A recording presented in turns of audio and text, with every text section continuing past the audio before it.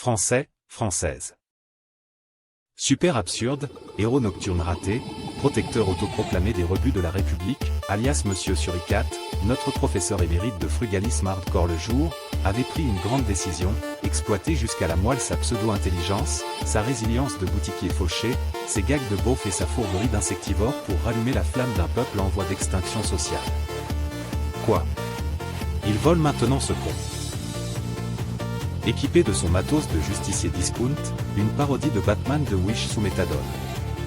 Notre petit bâtard poilu s'élance au-dessus des villes en ruine, ses carcasses bétonnées rongées par les taxes foncières qui grimpent plus vite que le prix de l'électricité. La métaphore est parfaite, la taxe foncière, c'est comme l'expansion de l'univers. Ça grossit, ça enfle, ça gonfle jusqu'à l'absurde, sans fin et sans limite. Autant plonger directement dans un trou noir et se faire aspirer une bonne fois pour toutes, au moins, là, on ne reçoit pas de recommandé du trésor public.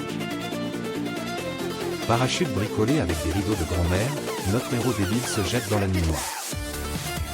Chaque atterrissage ressemble à un accident de scooter sans assurance, mais il tient debout, prêt à gueuler sur le premier percepteur venu et lui foutre une bonne branlée.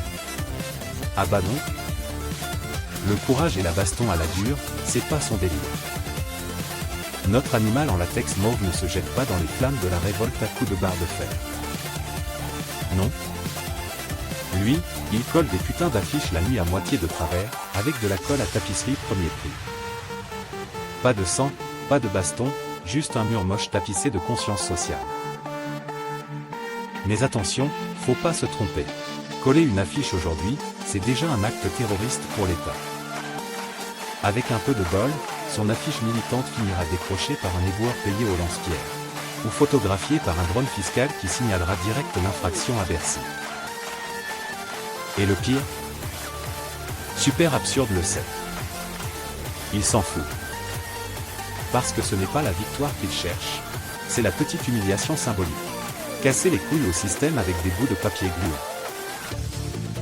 Et puis, au pire, ça fera toujours une ligne de plus sur son CV, quand France Travail viendra l'harceler avec son nouveau contrat d'activité obligatoire.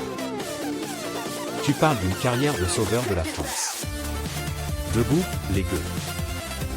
Debout, les surendettés et les martyrs du prélèvement automatique.